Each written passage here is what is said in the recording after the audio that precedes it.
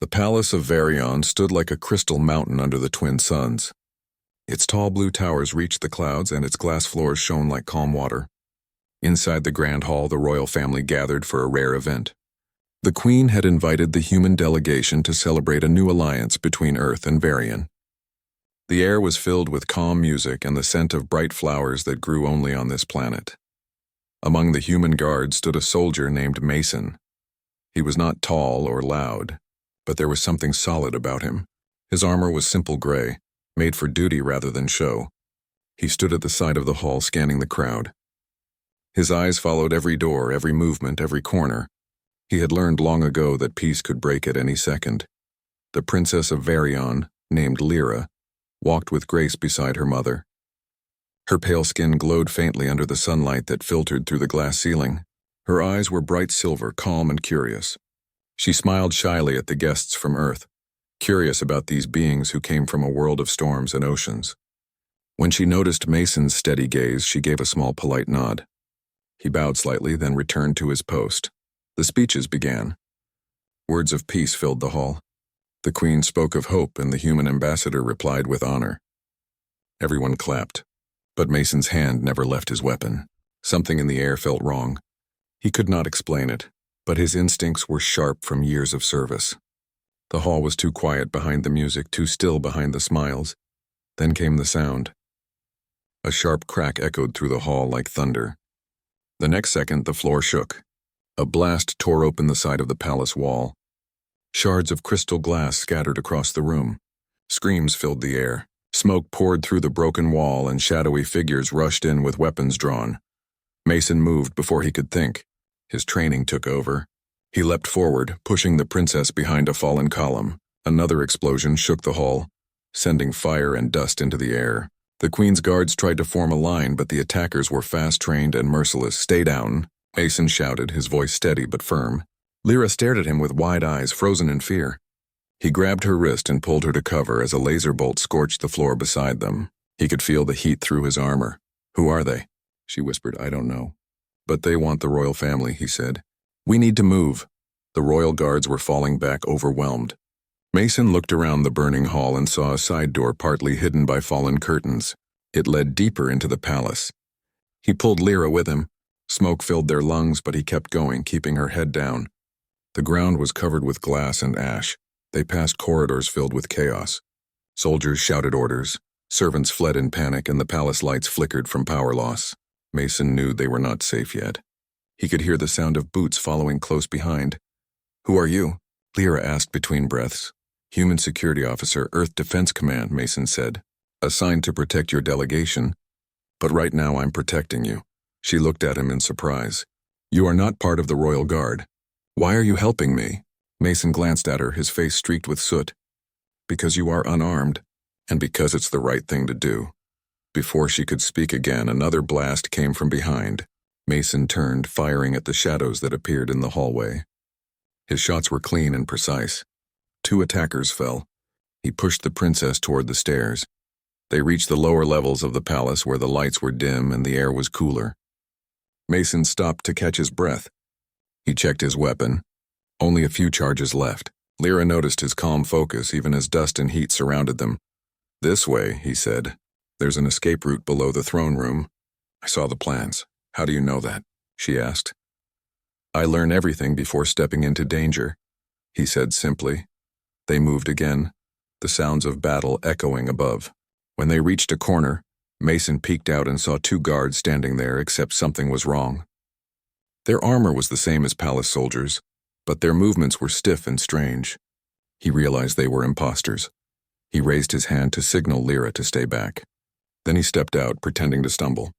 The imposters turned their weapons toward him, and before they could react, Mason fired twice. Both went down. Lyra gasped softly, then ran forward to help him pull their bodies aside. "Keep behind me," Mason said. "We're almost there." As they neared the escape passage, the air turned cold. The hum of machinery and alarms filled the hallways. Mason's ears rang from the pressure of distant blasts. The palace was falling apart. He found the door to the escape chamber, locked with a royal code. Lyra placed her hand on the scanner and the door opened with a soft chime. Inside, the room was small and circular, lined with golden lights. A glass tube in the center could teleport 2 people to the outer garden far from the main palace. Mason guided her inside, but before he could activate it, the door behind them burst open. A tall alien warrior stepped in, his armor black and heavy. His voice echoed through the chamber. "You are brave, human, but the princess is coming with us." Mason stepped forward, placing himself between the attacker and Lyra. He raised his weapon, but it was out of charge. The warrior smiled cruelly, raising his blade. Mason grabbed a metal rod from the wall, ready to fight barehanded if needed. Lyra cried out, "No!" The attacker swung the blade, but Mason blocked it with the rod. Sparks flew. He stepped closer, twisting the enemy's arm and striking him in the chest. The alien stumbled but recovered quickly. Mason dodged another strike, grabbed the warrior's wrist and drove the rod into his armor joint. The alien dropped the weapon. Mason kicked it away, then pushed him backward with all his strength. The attacker crashed into the wall and fell still. Breathing hard, Mason turned to Lyra. "Now!" She activated the teleport device. Light filled the room, surrounding them in a bright glow. The world spun, and in the next second they stood in a silent garden outside the city walls. The palace behind them burned like a dying star. Lyra stared in shock. "My home," she whispered. Her voice trembled. "So many people." Mason placed a hand on her shoulder. "We'll get them back, but you need to survive first." He guided her toward the forest that surrounded the royal grounds. Smoke drifted through the sky and strange lights flashed in the distance as enemy ships hovered above the capital. The sound of engines and explosions filled the air. Lyra looked at him again. "Why did you protect me? You could have run." Mason stopped and turned to face her. "On Earth, we don't run when someone is in danger. We stand and fight." She stared at him, not knowing what to say. His tone was calm, but his words carried strength she had never heard before. They moved deeper into the forest. Mason found an old outpost, a half-broken stone shelter once used by scouts. He cleared the dust, checked the perimeter, and secured the door. Inside, Lyra sat quietly, her silver eyes reflecting the flicker of a small lamp. Mason stood near the entrance, listening for movement outside. After a long silence, she spoke softly. "You risked everything for me. I will not forget this. You don't owe me anything," he said. "Just rest. I'll keep watch." But Lyra shook her head. "My people saw what you did in the hall. The queen will hear of it. You saved her daughter." Mason looked out the window at the burning sky. "Then I hope she uses that to end this war before it begins." The night passed slowly. Mason stayed awake, guarding the small shelter while the princess slept. He could hear distant explosions, faint but steady. The attack had been planned, organized, and merciless. Whoever led it would not stop easily. When dawn came, the smoke still covered the horizon. Mason stepped outside, scanning the sky. He knew more trouble would come. But for now, the princess was safe. Back at the palace ruins, soldiers searched the wreckage and messages spread across Varian. They spoke of a single human who stood against the invaders, shielding the princess until the last moment. For now, Mason remained a nameless soldier in the forest. But his act of courage had already become the start of something greater, a legend that would soon reach the queen herself. Morning came slowly on Varian. The twin suns rose behind thick gray clouds, turning the sky a dull gold. The forest near the ruined palace was quiet, except for the sound of wind moving through tall blue leaves. Mason stood outside the old outpost, watching the light break through the smoke still drifting from the capital. His armor was scratched and burned, but he ignored the pain. He was focused on one thing only, keeping the princess alive. Inside the shelter, Princess Lyra was waking up. She looked tired and pale, her fine robes now torn and covered in dust. She rubbed her eyes and looked at Mason. He stood near the door, still alert, his weapon hanging by his side, though it had little power left. "Did you sleep at all?" she asked quietly. "No," he said. "I needed to make sure no one followed us." Lyra stood up and walked closer. "You cannot stay awake forever." "I've done worse," Mason said. His tone was calm, not proud. "We'll move as soon as the air clears." She looked at him for a moment, studying his tired face. He was unlike anyone she had met in the palace. No arrogance, no greed, only calm purpose. "You are strange, human," she said softly. "I've heard that before," he replied with a faint smile. Before they could speak again, the distant sound of engines echoed from the sky. Mason looked up. A group of royal patrol ships flew over the forest.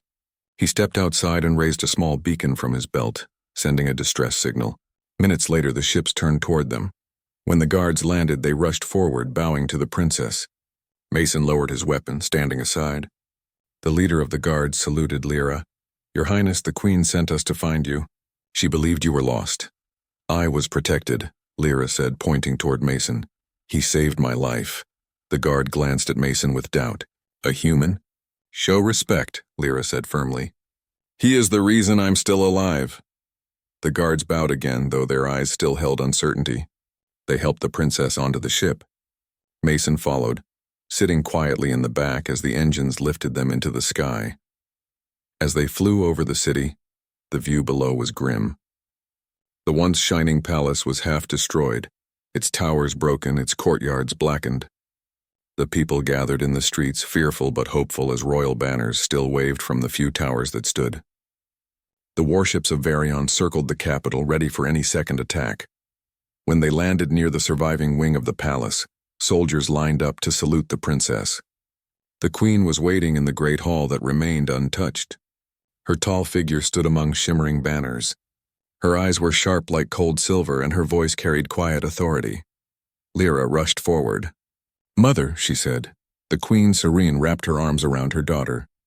For a moment, the powerful ruler looked like any other mother who had nearly lost her child. "You are safe." "That is all that matters," she said, her voice low with relief. Then her gaze shifted to Mason. "And you are the one who brought her back." Mason bowed deeply. "I did what I could, Your Majesty." Serene studied him closely. He looked tired, his armor dented, his face marked by soot. Yet his eyes were steady. "You are from Earth's Defense Command?" she asked. "Yes," Mason replied. "Attached to the ambassador's escort unit." The queen nodded slowly. "Most of your team was lost in the attack. Only you survived. Tell me how it happened." Mason explained everything clearly. How the attack began, how he shielded the princess, how they escaped through the lower tunnels. He spoke without pride, just truth. The queen listened in silence. When he finished, she turned to her council members. "You see, while our own guards fell in confusion, a single human protected the royal bloodline. Remember that." The court was silent. Some of the nobles shifted uncomfortably. They had long believed humans were reckless and unrefined. Now one had saved their princess. The queen stepped forward. "You will remain here in the palace for now," she said to Mason. "I will see to it that you are given quarters and medical care." Mason bowed again. "I'm grateful, but I only wish to report back to my command once communication is restored." "You will," Saren said. "But first I have questions, and I would have answers." That night, Mason was given a small room within the palace's inner ring. It was not luxurious, but it was safe and quiet. He washed off the dirt and blood, changed into a clean uniform, and sat by the window watching repair ships hover outside. The city glowed dimly under the moons. He thought of the men he had lost, friends who came with him from Earth. He had no time to mourn them during the escape. Now, sitting alone, the silence weighed heavily. A soft knock came at the door. Mason opened it to find Lyra standing there. She had changed into a new gown of silver and blue, her hair tied neatly. "You should rest," he said. "I wanted to thank you again," she said.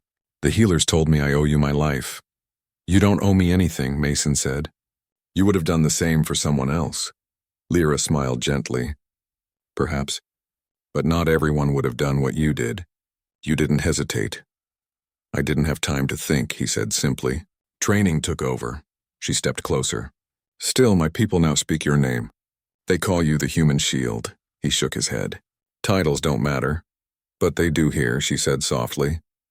"They remind others what courage looks like." Before Mason could reply, a royal guard entered. "The Queen requests your presence, Officer Mason." Mason followed the guard through the quiet halls. The Queen waited in a smaller chamber lit by pale blue light. Maps of the planet and holograms of ships floated in the air. She was studying them when he entered. "Come forward," she said. He bowed. "Your Majesty." She looked at him for a long moment. "Do you know why I asked you here?" "No, Your Majesty. You acted with loyalty beyond your duty." "I want to understand what drives such a man," she said. Mason answered carefully. "On Earth, we believe that courage means protecting life no matter whose it is." "I saw danger and I acted." The Queen folded her hands. "Simple words, yet rare in practice. Many of my guards ran to protect me first. You protected my daughter without hesitation. I don't serve crowns, Mason said quietly. I serve lives. The queen gave a faint smile. You speak with honesty. That is rare among warriors. She dismissed the guards and gestured for him to sit. Tell me about your world, she said. Tell me what kind of place teaches such values. Mason told her of Earth, its oceans, its cities, its endless conflicts and hopes. He spoke of how humans learned to survive by standing together, even when divided by nations or beliefs. The queen listened with deep interest. When he finished, she said, Perhaps your people are more alike to us than I thought. Yet your actions have placed you in a strange position. The nobles whisper already. They say you saved the princess only to gain favor. Mason met her gaze. Then let them talk. I didn't do it for reward. The queen's eyes softened slightly. That is exactly why they fear you. A man who seeks nothing cannot be controlled. For a moment, silence filled the chamber. Then the queen stood. You will stay under my protection. I may need you again. Until we uncover who attacked us, your presence is valuable. As you command, Mason said. When he returned to his quarters, he found a small emblem on his desk, a silver crest of the royal family. It was a mark of honor, rare for an outsider. Lyra must have left it there days past. Mason recovered slowly. The palace buzzed with activity as soldiers repaired walls and engineers restored defenses. People in the city began to speak of the human hero who had stood between fire and royalty. Children played pretending to be him. The story grew faster than the truth, but not everyone was pleased. Some nobles met in secret, whispering that a human could not be allowed such attention. One evening, Mason walked through the garden and overheard two guards speaking softly. The queen favors him too much, one said. It is not right. He's not one of us. The people love him, the other replied. If she casts him aside, they'll turn on her. Mason said nothing. He walked past them quietly. He had no wish for politics, only peace. Later that night, he stood by the balcony looking at the stars. Lyra appeared again, stepping beside him. You don't sleep much, she said. Too many memories, Mason replied. You changed something here, she said softly. Before, humans were seen as outsiders. Now they see you as a symbol. I'm just a man who did his duty, he said. Maybe, but symbols can move worlds, she said, watching the stars fade into dawn. In the days ahead, the queen would test him further. But for now, Mason remained the calm center of a storm, an outsider standing at the heart of an empire, unaware that his courage had begun to change not just minds, but hearts as well. Weeks passed since the attack on the palace. The capital city of Varian was still under heavy repair, but life was slowly returning to order. Soldiers stood watch at every gate, and new defense towers shone under the suns. Amid all this rebuilding, one story spread like fire, the story of the human who shielded the princess with his own body. In the markets, people whispered his name with awe. Mason, the human shield, they said. Some made small badges in his image and wore them with pride. Children pretended to fight invisible enemies, shouting his name. For the people of Varian who had seen fear and chaos, his courage had become a light of hope. Mason himself did not care for the attention.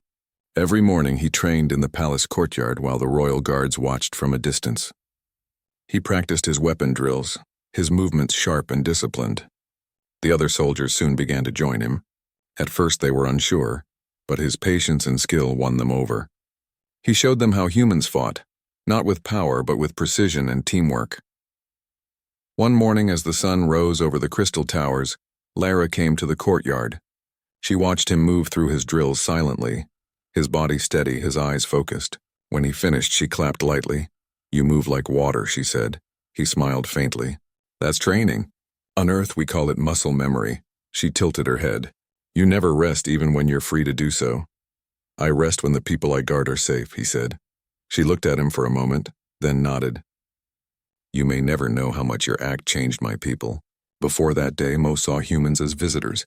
Now they see you as something more, someone who gave without asking. I didn't do it for thanks, he said quietly. I did it because it was right. That answer made her smile. That's exactly why it mattered. Later that day, the queen called Mason to the royal command chamber. Her advisors stood around a large holographic map showing the borders of the Varian Empire. Small red markers blinked along one side. These are the territories we lost contact with after the attack, the queen said. We believe the same enemy force is hiding there. I want you to lead a small team to investigate. Mason stood straight. I'll go wherever you need me. The Queen nodded. You'll have 5 guards and 1 scout. Find who they are and report back. Do not engage unless necessary, he bowed. Understood. Lyra stepped forward, concerned. Mother, must he go alone? It's dangerous. Serene placed a hand on her daughter's shoulder. He is not alone, child. He is trusted by fate itself. Mason smiled gently at Lyra. I'll return. That's a promise. The next morning, Mason and his team left the palace in a small transport ship. They flew over silver lakes and dark forests, landing near a mining zone that had gone silent. The air there was thick with dust and the ground was covered with strange burn marks. Stay sharp, Mason said as they moved through the empty outpost. The buildings were quiet, their lights flickering. He found traces of a struggle, broken weapons, scorch marks, and strange footprints. Suddenly, a noise came from the shadows. Mason raised his hand, signaling his team to halt. A small drone floated out, scanning them. Before anyone could fire, Mason shot it down with a single pulse. The explosion was small but bright. They're watching, he said. Keep low. As they moved deeper into the complex, they found captured miners locked in a storage room. Mason freed them and asked who attacked. The miners spoke of shadowed soldiers who moved with strange precision, not like any species they knew. They came in silence, one miner said. They said nothing, just took what they wanted and vanished. Mason frowned. Technology theft. This wasn't about power, it was about information. He called the ship for extraction.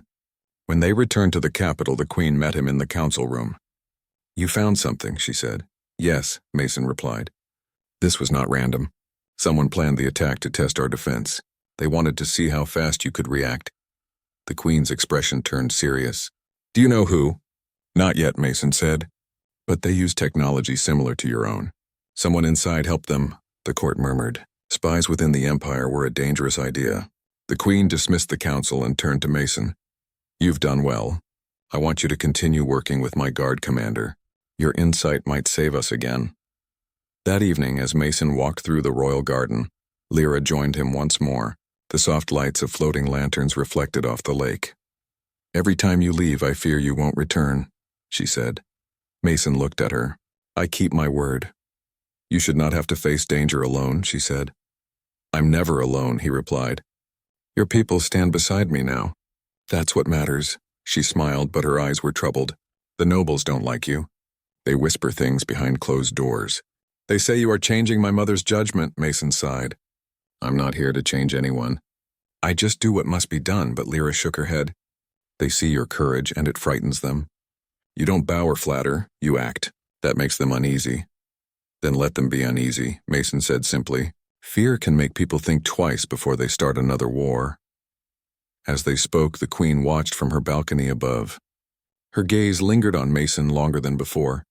She had seen many warriors in her life, strong, loyal, or proud, but this human was different. He served without seeking power, and that made him dangerous to both enemies and allies. Days later, Mason was called to the throne room for a ceremony. The Queen had gathered the entire court. The hall was filled with music and the shimmer of banners.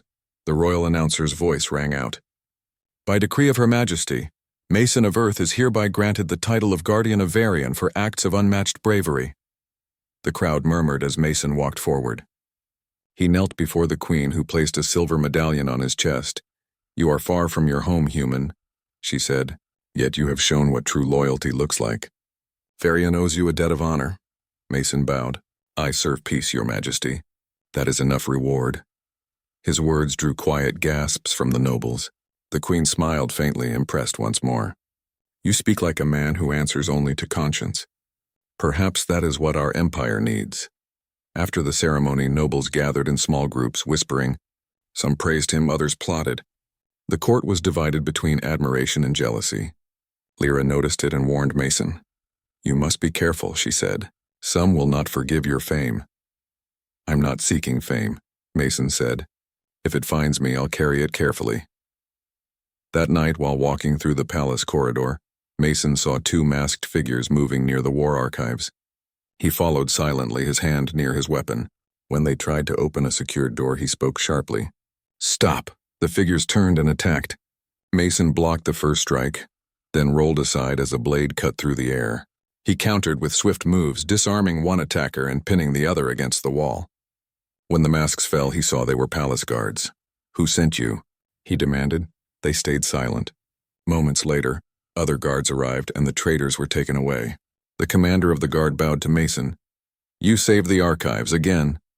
Mason shook his head. "We need to find who's behind them, not just their faces."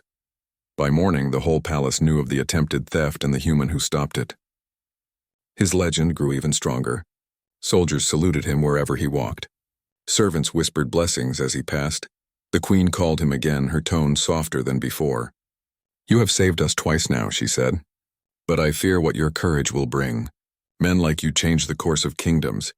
"I don't seek to change anything," he said, "only to keep people safe." "Perhaps that is why change follows you," she said thoughtfully. As he left her chamber, he felt the weight of her gaze. Lyra met him in the hall, smiling with quiet pride. "They call you the Shield of Varian now," she said. "Titles again," Mason said. "They make me uneasy." "They make others brave," she replied. He looked out at the shining city, rebuilt and alive once more. For the first time since the attack, the air felt peaceful. But deep down, Mason knew peace never lasted long. He could feel the tension beneath the surface, the whispers, the jealousy, the quiet watching eyes. Still, he would face whatever came next.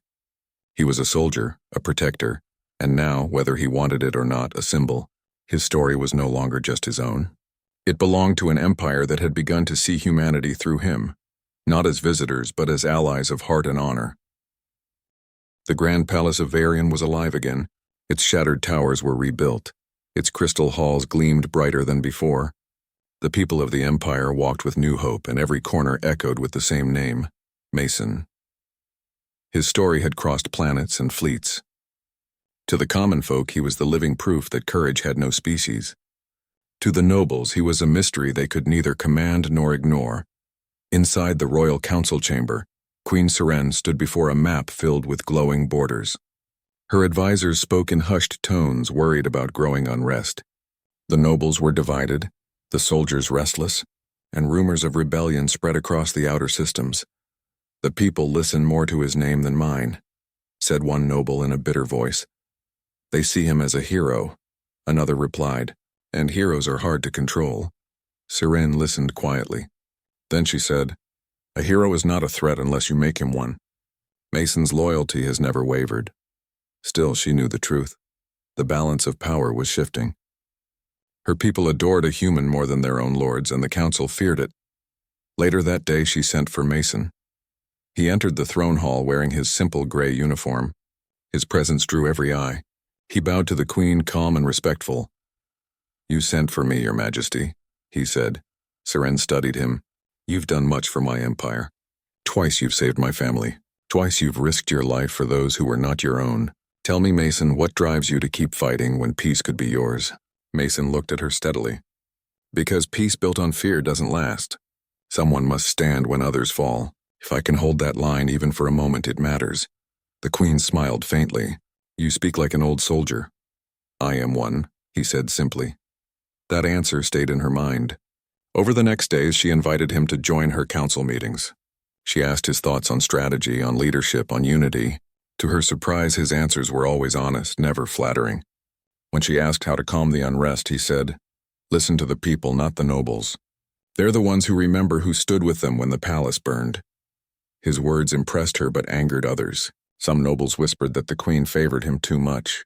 Others warned her that her affection for the human could weaken the throne. She ignored them at first, but the voices grew louder. One morning, during a royal parade celebrating the city's rebuilding, the streets overflowed with cheering crowds. Mason rode beside the royal guards, his armor shining under the suns. The people waved banners bearing his name. Lyra smiled as she watched from the balcony. But when the queen appeared, the crowd still shouted, "Mason!" Seren's expression froze for a moment. She raised her hand in greeting, but deep inside something changed. Admiration turned into an emotion she could not easily name. Part pride, part jealousy, part curiosity about this quiet man who had captured the hearts of her people. That night, Seren called for him privately. The great hall was empty except for her and two guards at the doors. The torches flickered against the glass walls. "You've become a symbol," she said. "Do you realize that?" "I didn't ask for it," Mason replied. "Symbols fade. People need actions." Serene stepped closer. "Then stay by my side. Help me rebuild this world. Together we can bring order not just through power but through faith." Mason hesitated. "I'll serve as long as my duty calls for it." "Duty," she repeated quietly. "Always duty. And what of choice?" He met her eyes. "Choice means little when people depend on you." Her gaze lingered on him for a long moment before she said, "Tomorrow, the entire empire will see what I choose. You'll stand beside me in the council." The next day, the royal hall was filled with thousands, nobles, officers, and envoys from other worlds. The queen stood on the raised dais, her robe shining with threads of silver light. Mason stood a few steps behind her as guards lined the walls. The hall grew silent as Seren began to speak. "The war has taken much from us," she said, "but it has also revealed truth. When darkness fell upon our palace, when fire burned through these walls, one stood when others fled. A man not of our blood, not of our stars, but of courage. The human Mason." She turned toward him and extended her hand. "He has proven his loyalty beyond measure. Today I declare before the Empire he belongs to me as guardian of the crown." The hall erupted with gasps. Nobles whispered fiercely. The words were heavy, binding, filled with meaning far beyond titles. To belong to the queen was to be tied to her life and rule. Mason froze. "Your Majesty," he began, unsure. Serene raised her hand. "You saved my daughter. You saved me. Now I claim your loyalty as my own." Lyra, standing at the edge of the platform, stepped forward quickly. "Mother, please." "You can honor him without binding him. This is not a chain," the queen said firmly. "It is trust made eternal." But the crowd did not hear it that way. Some saw it as love, others as control. The nobles whispered that the queen had taken a human as her chosen protector, perhaps more. Mason's voice was calm but steady. "Your Majesty, my loyalty doesn't need to be owned. It's given freely or it means nothing." Serene's eyes softened, but she did not withdraw her words. "You misunderstand. I don't take your freedom, Mason. I give you a place where you will never stand alone again." The court erupted in murmurs again. The guards pounded their spears to quiet them. The queen raised her hand. "Let it be known across all worlds. From this day the human Mason shall stand as my guardian. No power shall question his right to stand beside me." The ceremony ended with applause mixed with confusion. Mason bowed and stepped back, his thoughts heavy. Lyra followed him outside. "She should not have said that," Lyra whispered. "Now the council will see you as her property, not her protector." Mason stopped near the garden steps. "I know, but I can't change what's done. I'll keep doing my duty. That's all I can control." "She doesn't see how this hurts you," Lyra said softly. "She admires you, but she forgets what makes you human. Your freedom." He looked out at the stars. Maybe one day she'll understand. That evening, the palace was quieter than usual. Mason sat in his quarters, removing his armor. Through the open window, he could hear the distant celebration in the city.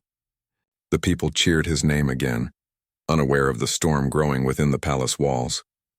Outside his door, 2 royal guards stood where none had before.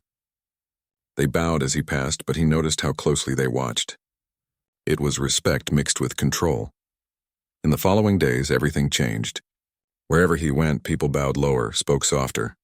The nobles avoided his eyes, fearing his new closeness to the queen. Some smiled too much, pretending to admire him, while others plotted in silence. The queen summoned him often. She spoke to him about plans for the empire, about uniting alien colonies, about ending wars. But sometimes her words drifted toward strange warmth. "You remind me what leadership truly means," she said one night. "You act without fear, and yet you show kindness. My people love you because you give them something I cannot, a face they trust." "I'm not a ruler," Mason said. "Just a soldier." "Perhaps," she said softly. "But even a soldier can change the fate of worlds." She reached out as if to touch his arm, but stopped herself. For the first time, he saw not just a ruler, but a woman torn between admiration and duty. Lyra entered then, breaking the silence. "Mother, the council requests your presence." Serene nodded, her expression returning to its royal calm. Mason bowed and left the room, but he could feel the weight of her eyes on his back as he went. Outside, the night was still. The stars above Varian glittered like silver dust, and Mason felt the strange pull of destiny tightening around him. He had not asked for power or fame, yet both had found him. He walked to the edge of the balcony, the cool wind brushing against his face. Far below, the city lights shone like rivers of gold. Behind him, the Empire was whispering his name, some with love, others with envy. And somewhere deep within the palace, unseen by him, plans were already being made. There were those who would not allow a human to hold such a place in the heart of their queen. The palace of Varian stood silent beneath the silver sky. For days, tension hung in the air like a storm waiting to break. Ever since the queen's declaration, the empire had changed. The people rejoiced, but the nobles grew restless. In hidden rooms, plans were whispered. Some feared the queen had lost her judgment. Others saw Mason as the reason their power was fading. Mason felt the shift. He saw the guarded looks in the hallways, the sudden quiet when he entered a room. He did not care for titles or rank, yet the crown had placed one on him that could not be removed. He continued his duties as before, inspecting security patrols, training soldiers, and keeping the palace watch tight. But he sensed danger coming closer every night. Lyra met him in the royal garden one evening. The lanterns glowed softly around them, and the air was heavy with the scent of night flowers. "They are plotting," she said in a low voice. "The council plans to remove you. Some even talk of replacing my mother if she will not give you up." "I know," Mason said quietly. "They think if they take me out, balance will return." "You should leave before they act," Lyra urged. "You owe them nothing." Mason shook his head. "If I leave, it will look like guilt, and the queen will be left alone. She has enemies in her own court. I can't abandon her now." Lyra's eyes softened. "You're too loyal for your own good." "Maybe," he said. "But loyalty is what makes peace possible." That night, a council meeting was held behind closed doors. Mason was not invited, but through the walls he could hear raised voices. The nobles demanded that the queen dismiss the human guardian. They claimed he influenced her decisions, that the people followed him instead of the throne. Queen Seren stood tall before them. "You mistake loyalty for threat," she said. "He protects this empire while you protect your comfort. Mason belongs here because he earned it." One noble shouted, "Then he belongs to you in more ways than one." The room fell silent. The queen's eyes turned cold. "Leave before your tongue costs you more than your seat," she said. The council stormed out in anger, and the queen knew what would come next. She sent a silent message to Mason's quarters, warning him to stay alert, but the message never reached him. The messenger was stopped by traitors in the hallway. As midnight came, Mason stood by the balcony of his quarters watching the stars. The city below slept peacefully, unaware that betrayal was about to strike. Suddenly the lights flickered. The air grew heavy. He turned, instinct sharp. Then came the sound, a faint hum from the corridor outside. He reached for his weapon just as the door burst open. A group of masked soldiers rushed in. Their armor bore no royal mark. Mason fired once, the bolt hitting one attacker square in the chest. Another came at him from the side. Mason dodged, grabbed the soldier's arm, and threw him against the wall. But there were too many. He moved with precision, every strike measured, every step calm. The room flashed with light from weapons. Sparks flew. A blast caught his shoulder, spinning him halfway around. He dropped to one knee but stayed fighting. The noise spread through the palace. Guards rushed toward the sound. In the throne room, the queen rose sharply from her seat. "He's under attack," she said. "To arms!" Lyra ran beside her, refusing to stay behind. The royal soldiers formed ranks and charged down the corridor. By the time they reached Mason's quarters, smoke filled the air. Several attackers lay motionless, but others still fought. "Stay back," Mason shouted as the queen's guards arrived. His uniform was torn, his arm bleeding, but his eyes were clear. He blocked another strike, disarmed the last attacker, and forced him to the ground. When silence finally returned, the queen entered the room. Her face was pale but fierce. "You're hurt," she said. "I've been worse," Mason replied. "These weren't thieves." "They knew where to strike. Someone in the palace helped them." She nodded grimly. "I know, and I will find who." Lyra helped Mason sit down. The queen ordered the room sealed and the surviving traitors taken to the dungeon. "No one leaves this palace until I have answers," she commanded. But the danger was not over. Just before dawn, alarms echoed through the halls. Explosions rocked the outer walls. A small fleet of black ships appeared above the city. The same raiders who attacked the palace weeks before had returned. Mason rose to his feet despite his injury. "They're here for you, Your Majesty," he said. "Or for me. Either way, they won't stop." The Queen turned to him. "Then we fight together." Within minutes, the palace guards took their positions. Mason led a defensive line near the grand courtyard. He moved among the soldiers, giving calm orders. "Hold your fire until they breach the shield. Aim for the engines, not the armor. Stay focused." The Queen stood at the top of the stairs, her robe replaced by a command suit. Lyra stood beside her, refusing to hide. The raiders broke through the shield with a blast of crimson light. Dozens of dropships descended, scattering enemies across the courtyard. Mason shouted to his team, "Now!" Lasers cut through the sky. The air was filled with smoke and noise. Mason moved through the line, firing and directing troops. He pushed the soldiers forward when they faltered, steady and fearless. The people of Varian watched from the city walls as their human guardian fought for their queen again. A blast struck the tower above the queen, sending debris crashing down. Mason saw it falling and ran without thinking. He pushed the queen aside just as a stone column collapsed where she had stood. Dust and flame filled the air. When it cleared, he was still standing, his arm shielding her from the falling debris. Lyra ran to them, tears in her eyes. "You saved her again," she said. Mason took a deep breath. "Still my job." The queen looked up at him, shaken but alive. "You risk everything every time," she said. "That's what guardians do," he replied. Hours passed and the battle raged on. The defenders held the courtyard, then pushed the raiders back toward the sky docks. Mason led the charge, his voice steady, his focus sharp. When the last enemy ship lifted off, the people below erupted in cheers. The Queen ordered all weapons lowered. Smoke curled upward from the broken towers. She turned to Mason, who stood covered in dust and ash. "You've saved us again," she said softly. "But at what cost?" He looked around at the fallen soldiers, the damage, the quiet city. "Too many lost," he said. "But the Empire still stands. That's what matters." Later in the Great Hall, the Queen called the people and the council together. She stepped forward, her crown shining in the morning light. "Today we live because of one truth," she said. "Courage does not come from birth or blood. It comes from choice. Mason, the human, has proven that truth more than anyone." Mason stood beside her, silent. The Queen continued, "I made a mistake when I said he belonged to me. No one owns courage. No one commands loyalty. He belongs to no one, but his heart belongs to what is right. And that is what makes him one of us." The crowd erupted with cheers. Even the nobles bowed their heads. The Queen turned to Mason. "From this day you are free of title and claim. You are not my guardian. You are the guardian of Varian, chosen by the people themselves." Mason bowed. "I will protect them as long as they need me." Lyra smiled through tears. "You already have," she said. Days later, peace slowly returned. The Queen rebuilt the palace once more, this time placing a statue in the courtyard, a figure of a human soldier standing with a shield raised high. At the base were the words, "He stood when all others fell."